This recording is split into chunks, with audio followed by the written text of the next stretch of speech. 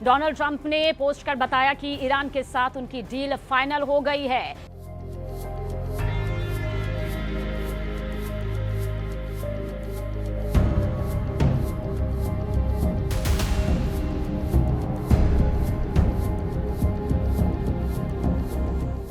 आपके जैसे लोग तो न जाने कब से ये बात कह रहे थे कि वाकई ये डील हो सकती है, लेकिन अब जिस तरह की शर्तों पर ये डील हुई है, इसको आप कैसे देख रहे हैं? जी, बहुत ही बड़ा कमाल हुआ। बल्कि इसे ये कहना चाहिए कि थर्ड वर्ल्ड के मुल्कों की एक बहुत बड़ी जीत है। ईरान ने एक तरह से दुनिया में जो आज़ादी पसंद लोग हैं उनकी ख्वाहिश,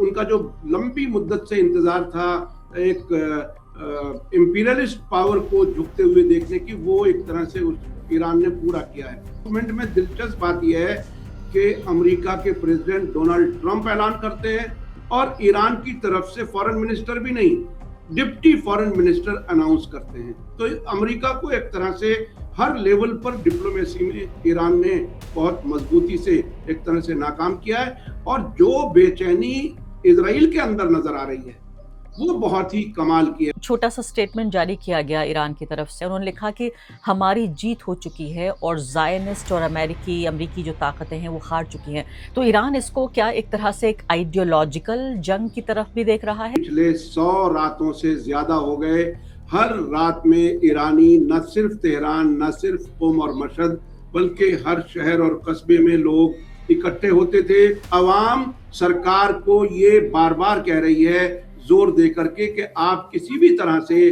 कमजोरी में कोई एग्रीमेंट नहीं करना। नमस्कार, स्वागत है आपका इस खास कार्यक्रम में। मैं हूं आरफा खानम शेरवानी। मुझे लगता है कि इस पूरे दशक की सबसे बड़ी खबर इस वक्त हमारे सामने है, वो ये है कि पाकिस्तान के जरिए जो डील ब्रोकर की गई थी इस्लामाबाद टॉक्स के जरिए, वो लगता है फिलहाल उसको फाइनल हरी झंडी मिल गई है। ईरान और अमेरिका, व्हाइट हाउस और साथ साथ ईरान का जो सिक्योरिटी काउंसिल है, उन दोनों ने इस बात को कन्फर्म कर दिया है। पहले पाकिस्तान के प्रधानमंत्री ने 24 घंटे पहले ट्वीट किया, उसके बाद उन्होंने कन्फर्म कर दिया कि अब ये सिक्योरिटी, ये जो पीस डील है दोनों देशों के बीच हो चुकी है। अगर ऐसा वाकई होता है और उस पर इम्प्लीमेंटेशन होता है तो मुझे लगता है कि पाकिस्तान के लिए शायद उसके इतिहास का सबसे बड़ा डिप्लोमेटिक मोमेंट हो। यानी सबसे बड़ी राजनयिक जीत के तौर पर पाकिस्तान इसको दिखाने की कोशिश कर रहा है और दुनिया भी जाहिर है इस बात को मानेगी, क्योंकि इतनी बड़ी जंग हमारे दौर की, हमारे इतिहास की, हमारे जीवन काल की, अगर पाकिस्तान उसको, जो इस खित्ते में भी नहीं है उसके बावजूद भी अगर इसमें मध्यस्थता करके, मीडिएशन करके इसको करवा पाया है, तो शायद ये उसके लिए एक बहुत बड़ी जीत के तौर पर पाकिस्तान इसको दिखाने की कोशिश करेगा। दुनिया भी इस बात को मान रही है, अलग अलग जो वेस्टर्न कमेंटेटर्स हैं वो इस बात को कह रहे हैं।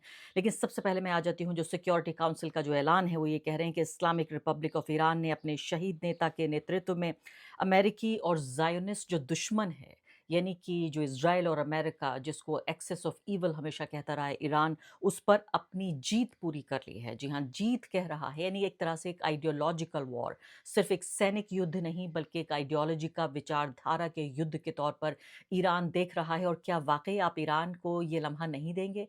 क्या वाकई ये लम्हा ईरान के नाम नहीं होगा?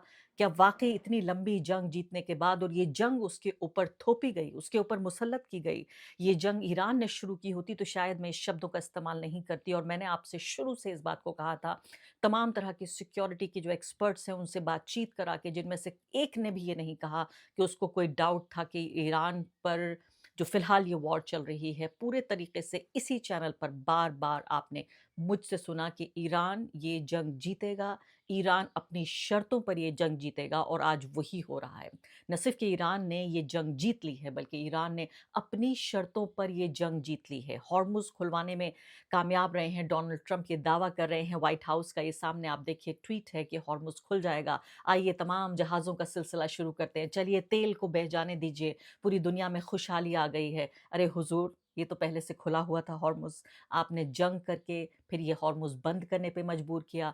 अब ईरान अपनी शर्तों पर, पहले जो ईरान का पैसा दबा हुआ था, फ्रीज़ था पैसा, उसको अब अमेरिका वापस करेगा। उसके बाद हॉर्मुज़ खुलेगा और आपने खुद ने जो नेवल एक पानी के का पूरा ब्लॉकेड जो किया हुआ था, वो ब्लॉकेड अमेरिका हटाएगा। तो ये बताइए कि आखिर जीत किसकी हुई? किसको बेवकूफ़ बनाने की पूरे तरीके से यहाँ पर कोशिश हो रही है? यहाँ देखिए कि इज़राइल में जो अमेरिका के राजदूत रह चुके हैं, सीधे तौर पर ये कह रहे हैं कि ये जंग पूरे तरीके से अमेरिका के लिए एक बहुत बड़ी भूल, एक बड़ी मिस्टेक है। अमेरिका को पूरे तरीके से सोचना पड़ेगा कि कैसे न सिर्फ कि इतनी बड़ी ताकत को ईरान हराने में कामयाब हुआ, बल्कि इस पूरे खित्ते में एक नए विजेता के तौर पर, एक नए विनर के तौर पर उभर रहा है, जहां खित्ते की बाकी जो ताकतें हैं, वो सीधे तौर पर अब ईरान के करीब आना चाहती हैं, बातचीत करना चाहती हैं और जो भी कोई उनकी दुश्मनी रही हो, उसे ख़त्म करना चाहती हैं। तो थाली में रखकर इस जीत को ईरान को सौंप दिया है अमेरिका ने। अमेरिकी जनता पूछ रही है कि वाक़ई ये जीत, ये जंग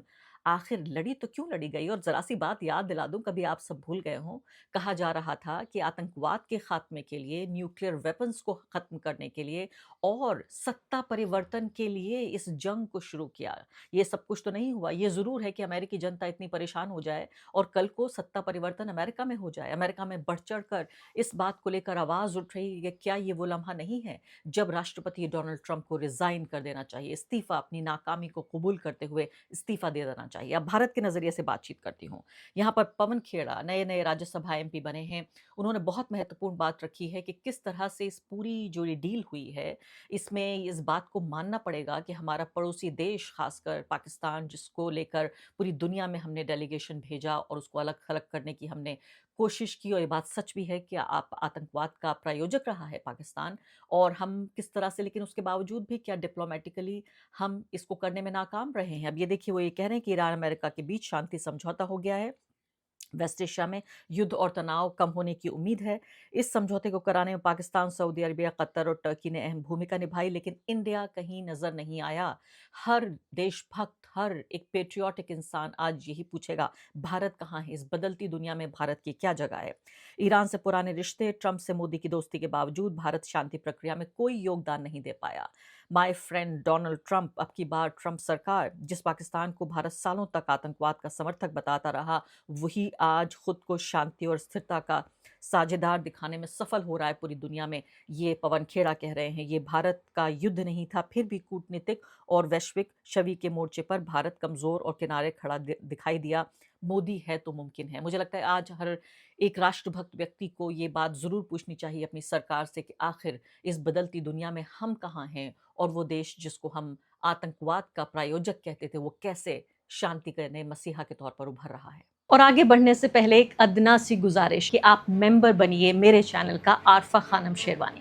अगर आप मेंबर बनते हैं, आपके समर्थन से आप मेरा हाथ मजबूत करेंगे, इतना मजबूत कि मैं सत्ता का कॉलर पकड़ के सवाल पूछ सकूंगी और जो हमारे समुदाय में हाशिए के जो तबके हैं, उनकी आवाज़ उठा सकूंगी। आप यकीन जानिए, आपका एक छोटा सा सहयोग मेरे लिए इतना बड़ा होगा जिसके लिए आप अंदाज़ा भी नहीं लगा सकते। और इस बेहद ऐतिहासिक क्षण पर बातचीत करने के लिए हमारे साथ मोहम्मद अहमद काज़मी साहब मौजूद हैं। जाने माने मशहूर पत्रकार हैं और साथ साथ पूरे ये जो हमारा वेस्ट एशिया का खित्ता है, ख़ासकर ईरान और इज़राइल, इसको बेहतरीन तरीके से समझते हैं, जानते हैं। काज़मी साहब, सबसे पहला तो सवाल मेरा यही है आपसे कि आपके जैसे लोग तो न जाने कब से ये बात कह रहे थे कि वाकई ये डील हो सकती है, लेकिन अब जिस तरह की शर्तों पर ये डील हुई है, इसको आप कैसे देख रहे हैं? जी, बहुत ही बड़ा कमाल हुआ, बल्कि इसे ये कहना चाहिए कि थर्ड वर्ल्ड के मुल्कों की एक बहुत बड़ी जीत है। ईरान ने एक तरह से दुनिया में जो आज़ादी पसंद लोग हैं, उनकी ख्वाहिश, उनका जो लंबी मुद्दत से इंतज़ार था एक इम्पीरियलिस्ट पावर को झुकते हुए देखने की, वो एक तरह से उसको ईरान ने पूरा किया है। आगे बात बढ़ाने से पहले मैं एक बात और बताना चाहता हूँ कि जब दो मुल्कों में कोई डील होती है तो दोनों तरफ से एक लेवल के लोग अनाउंस करते हैं, उसको एक डिप्लोमेसी का एक हिस्सा होता है। लेकिन इस अनाउंसमेंट में दिलचस्प बात यह है कि अमेरिका के प्रेसिडेंट डोनाल्ड ट्रंप ऐलान करते हैं और ईरान की तरफ से फॉरेन मिनिस्टर भी नहीं, डिप्टी फॉरेन मिनिस्टर अनाउंस करते हैं। तो अमेरिका को एक तरह से हर लेवल पर डिप्लोमेसी में ईरान ने बहुत मजबूती से एक तरह से नाकाम किया है। और जो बेचैनी इजराइल के अंदर नजर आ रही है, वो बहुत ही कमाल की है। वहां का मीडिया, वहां के एक्सपर्ट्स कह रहे हैं कि ये तो सब कुछ आपने ईरान को दे दिया। बहुत ही हिस्टोरिकल मूवमेंट है। और एक और मैं पॉइंट भी इसी बीच में बता दूं कि गरीब आबादी, काजिम गरीब आबादी जो डिप्टी फॉरेन मिनिस्टर हैं, उनको मैं कोट कर रहा हूं।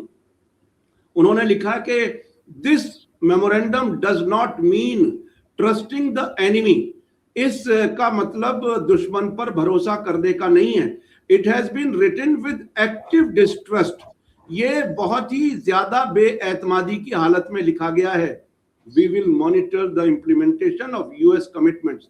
हम अमेरिका की तरफ से इस पर अमल करने को, अमलावरी को हम देखेंगे, मुसलसल मॉनिटर करेंगे, ये ईरान कह रहा है। और अब ट्रंप साहब को ना कोई शर्म आ रही है, और अब ऐसा लगता है अब तो अमेरिका में ये आवाज आनी शुरू हो गई कि इजराइल को जो मिलिट्री मदद देते थे उसे रोकने की जरूरत है।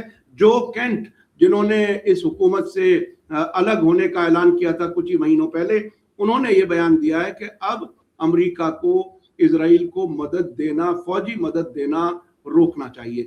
जी हाँ, अब बिल्कुल सही बात है आपकी। मैं 2-3 सवाल पूछना चाहती हूँ। पहली बात तो ये है कि हॉर्मुज़ को लेकर एक बहुत बड़ा सवाल ये पैदा हो रहा है कि ये कितना भद्दा मज़ाक हुआ अमेरिका के साथ, उनकी जनता के साथ, और ख़ुद इस मज़ाक को अपने ऊपर लादने वाले और इस चुटकुले को चटकाने वाले ख़ुद वहाँ के राष्ट्रपति रहे, जिन्होंने इस पूरी जंग को शुरुआत की। अब मैं देख रही थी कि इज़राइल के एम्बेसडर रह चुके हैं, यूएस के एम्बेसडर इज़राइल को रह चुके हैं, और उन्होंने साफ तौर पर पहली लाइन अपनी ट्वीट की लिखी है कि this war was a mistake. यानी पूरे तरीके से आप देखिए, स्ट्रेट ऑफ हॉर्मुज़ जो पहले खुला हुआ था, अब उसको खोलने के लिए दोबारा वापस पैसे देने पड़ रहे हैं, सैंक्शंस जो हैं वो हटाने पड़ेंगे। इससे ईरान को, पहले कि मैं पूछूं आपसे कि मिलिट्री, मैं आपसे पूछना चाहती हूँ कि किस तरह का फ़ायदा होगा, ख़ासकर एक ऐसा मुल्क जो बहुत ही नाजायज़ सैंक्शंस के अंडर जी रहा था पिछले 50 सालों से। इस एग्रीमेंट में एक जो बहुत ही अहम पहलू है वो ईरान के जो फ्रोजन एसेट्स, जो जब्त किया हुआ रकम थी 24 अरब डॉलर, वो 12 अरब डॉलर की पहली किस्त शुरुआत में देनी पड़ेगी, और बाकी और भी, यानी इस 60 दिन के अंदर अंदर 24 अरब डॉलर वापस करने होंगे। हमें 2 दिन पहले हमने देखा यूएई ने भी कुछ दिन पहले 3 अरब डॉलर, कुछ लोगों का कहना है कि हवाई जहाज में नोट भर करके गए, वो पहुंच चुके हैं। तो एक बड़ा फायदा उसको, और जिसे उर्दू या फारसी में माले गनीमत कहते हैं, यानी जंग से होने वाला फायदा। हॉर्मुज़ ऐसा माले गनीमत ईरान को मिला है जो परमानेंट उसको फायदा देगा। और 2 दिन पहले की वो वीडियो हमें याद है जब ट्रंप ने कहा कि मैं ऐसा नहीं होने दूंगा। 500 मिलियन डॉलर रोजाना ईरान कमाने वाला है हॉर्मुज़ से। अब वो आवाज भी बंद हो गई, तो ईरान को मुसलसल फायदा होने वाला है। ईरान ने मुकम्मल डिस्ट्रस्ट की हालत में इसके लिए एग्री किया है, लेकिन मुझे लगता है कि हॉर्मुज़ ऐसा लीवर उसके हाथ में आ गया है कि अब उसकी शर्तें माननी ही पड़ेंगी। हालात बिल्कुल बदल चुके हैं। काज़मी साहब, यहाँ एक जो छोटा सा स्टेटमेंट जारी किया गया ईरान की तरफ से, और ख़ासकर जो ईरानियन एम्बेसी है यहाँ इंडिया में, उसने भी उस स्टेटमेंट को ट्वीट किया। उसमें एक बात थी जो कि अपने आप में हैरान भी करती है और नहीं भी करती है। उन्होंने लिखा कि हमारी जीत हो चुकी है और ज़ायनिस्ट और अमेरिकी जो ताकतें हैं वो हार चुकी हैं। तो ईरान इसको क्या एक तरह से एक आइडियोलॉजिकल जंग की तरफ भी देख रहा है? न सिर्फ कि ये एक फ़ौजी जंग है, ये एक तरह की, मैं कहूँगी, एक इकोनॉमिक वॉर भी है, लेकिन साथ साथ इसको एक आइडियोलॉजिकल वॉर की तरह भी देख रहा है ईरान? यकीनी तौर पर आइडियोलॉजिकल वॉर। मैं आपको बताऊं, पिछले 100 रातों से ज्यादा हो गए। हर रात में ईरानी, न सिर्फ तेहरान, न सिर्फ क़ुम और मशहद, बल्कि हर शहर और कस्बे में लोग इकट्ठे होते थे, जिसकी वीडियोस बाकायदा आती थी। वेस्टर्न मीडिया तो जाहिर है उसे कभी कवर नहीं करेगा, ना हमारा गोदी मीडिया कवर करेगा। तो ये जो लोगों की नजरियाती, बल्कि इस हद तक कहा जा रहा था कि अवाम सरकार को ये बार बार कह रही है जोर दे करके कि आप किसी भी तरह से कमजोरी में कोई एग्रीमेंट नहीं करना, मुसलसल लड़ने के लिए तैयार फौज ने भी कहा था।